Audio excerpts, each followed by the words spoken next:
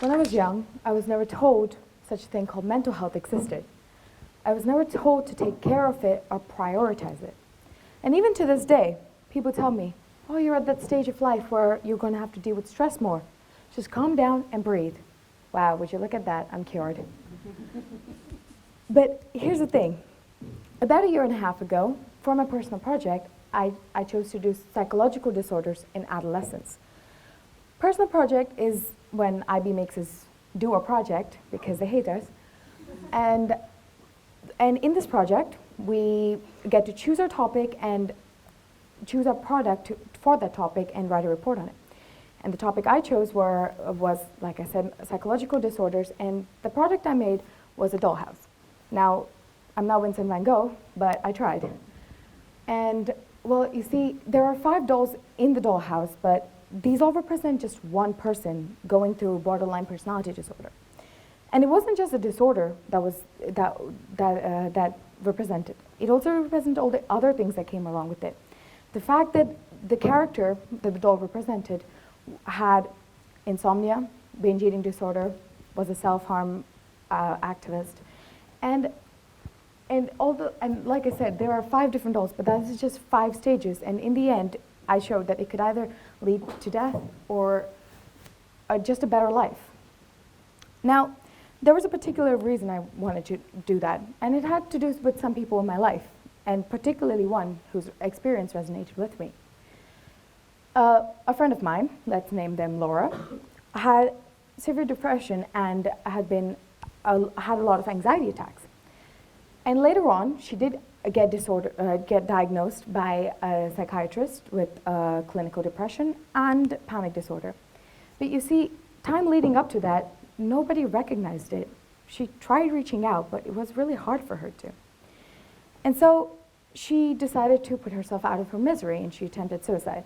Fortunately, though, she did survive. But after that, things got better. She got help medically. But what you need to understand is that not everything in her life didn't magically start being better. She didn't feel calmer. She didn't feel happier. What it just did was, she asked for help, and she reached out. But one more thing I need to tell you guys before I continue is that I've never met Laura in real life. She was an internet friend. And of course, we're the millennials, so that's how things work these days. We're Facebook friends, we have friends all over the world, and we never met them. And that's what she was. And I hope you found the 2 significant things that were wrong in the situation. 1, she felt like she couldn't ask for help until she harmed herself. Only then did she feel like it was legitimate and serious enough of an issue to speak to others of. And 2, she felt it was more easier to talk to a stranger, which was me at the time, than to her own parents. Doesn't that strike you as something wrong? And this whole situation reminds me of of a TED Talk member said about depression.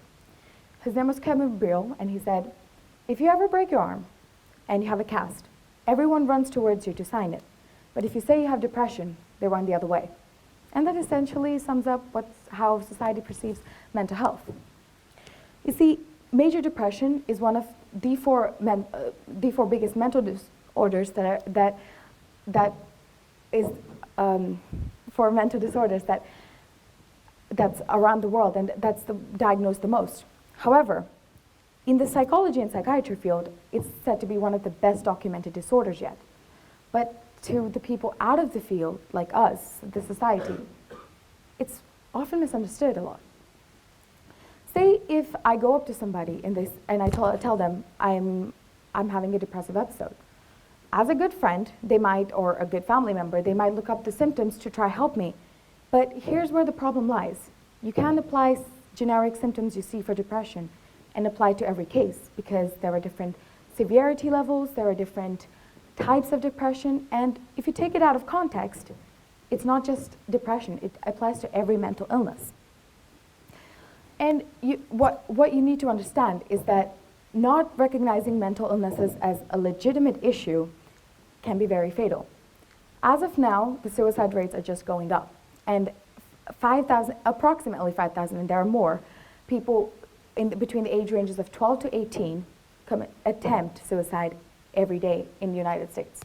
That's about 1 million every year, and only in those age ranges and United States. Can you imagine the world? Can you imagine a third world country in which the medicine hasn't developed that much yet, and especially for mental health? See, if Laura hadn't been constantly being told that other people have it worse, or it's just hormonal changes. See, that's perhaps the most infuriating myth. Hormonal changes in adolescence.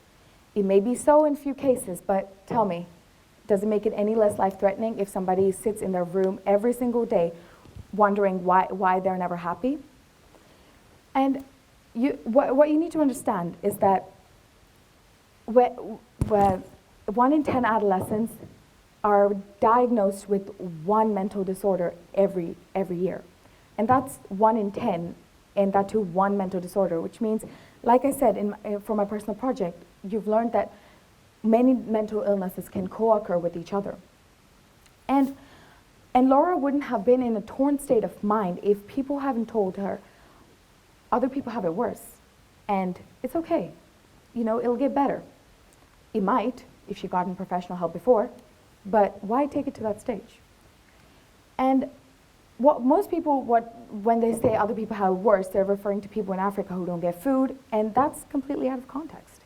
And even then, yes, those are issues that need to be focused on, but if somebody's saying, I have pain, recognize me, why do we compare it to others? And that's like saying, oh yeah, stage 3 cancer is worse than stage 1. Yeah, but cancer is cancer.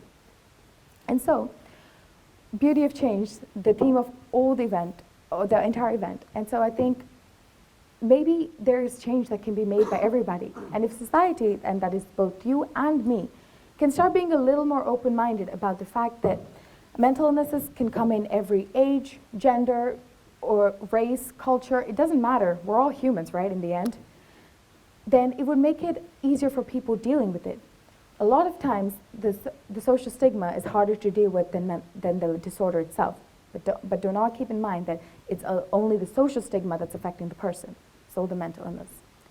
So what I'm trying to say is that maybe it's not possible for us to have to get rid of our quick negative impulse, but maybe if we could just be not quick to compare and just listen to what the other person is trying to do when they're reaching out for help, it'll help everybody in the society and ourselves as a person. Thank you.